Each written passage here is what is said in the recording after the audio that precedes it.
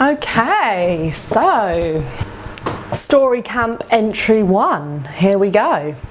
So the incredible timetochange.org.uk has launched Story Camp 2020, which is an opportunity for content creators to start talking about mental health online. So I've decided to sign up and take part with Bake Wellbeing because this is the whole ethos of the mission that we're trying to make happen. This week's question from Time to Change Story Camp is, why do you feel it is important to talk about mental health? So where to start? I guess firstly, I think it's not only important, it's important that we drink water daily, it's important that we get an education, but there are people out there that do just fine without an education, and my body can survive without water for a few days. I know it's not recommended, but to talk about your mental health is not only important, I think it's absolutely crucial. I think it's essential, and it should be fundamental.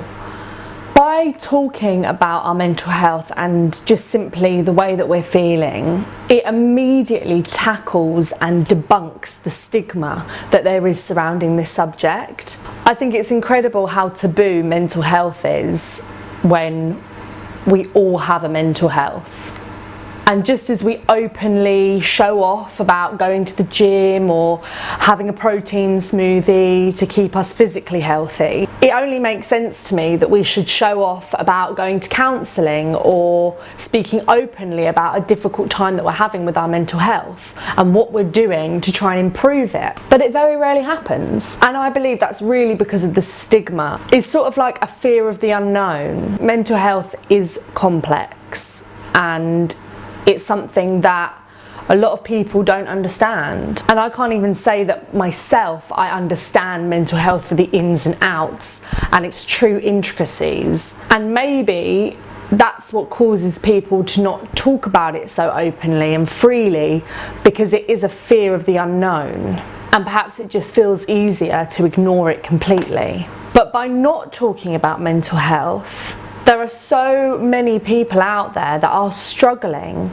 and they feel like they are completely alone. But what I think is becoming more and more apparent as people are talking about it more and people are being open and honest about their mental health and mental ill health, I think there's whole generations of people starting to realise that they were never alone. And even though there's a whole spectrum and a whole plethora of mental illnesses and of levels of mental health, this world has 7 billion people on it, and there will be someone, if not a group of people, that are with you. And it's just about finding those people through talking. I also think it's really essential to talk about mental health because there's almost this sort of conception that if you are not diagnosed as mentally ill, then you're mentally healthy. But through research that I've done over the past few years and recently, I've actually started to realise myself from other people talking about these ideas that mental health is not just the absence of mental illness. It's actually on top of that having a flourishing mental health and well-being. So I think a lot of people that don't consider themselves as mentally ill think, well, I'm mentally healthy, so this conversation doesn't concern me. But actually, it really, really does. Again, going back to comparing our mental health with our physical health, just because you're not sat at home with a soup feeling really ill doesn't mean that you don't take precautions and considerations every day to make sure that you don't get that cold or catch that flu, which we can all really relate to at the moment with coronavirus going around.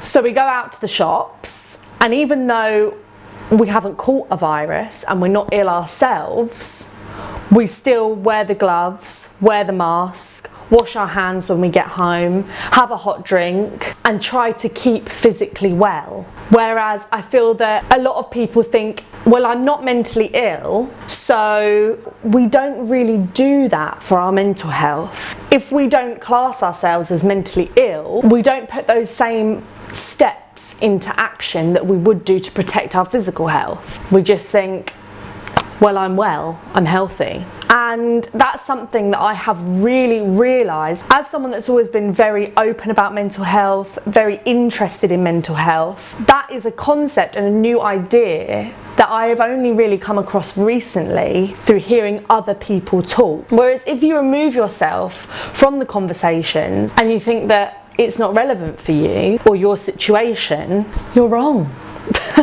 Quite frankly, you're wrong. Because mental health affects every single person. And I know that there's the current statistic of 1 in 4 will be affected each year by mental ill health. But I would go as far as challenging that and say that every single person will be affected. Just like every single person is going to have a physical cold or cough in their life, every single person will have a mind cold or cough. So therefore, it's not even a conversation that we should be having for those that are affected. It's a conversation that we should be having for ourselves, for our parents, for our friends, for our children, for our grandparents, for every living person. Because you don't know that you're not alone until somebody else puts their hand up. And I think the more and more we talk about it, the more and more people will realise that this is their battle too, even if they never considered mental health as an issue for them before. So that's why I think that it's important to talk about mental health. And a massive thank you to Time to Change for asking this question to everyone that's taken part in Story Camp this year. And it's not too late to sign up, as this goes on until the 24th of August 2020, so please get involved. They're encouraging people and creators to write about mental health, film videos on mental health, dance about mental health, create art about mental health. Just start supporting mental health awareness. It's time to change. Thanks for watching. Bye.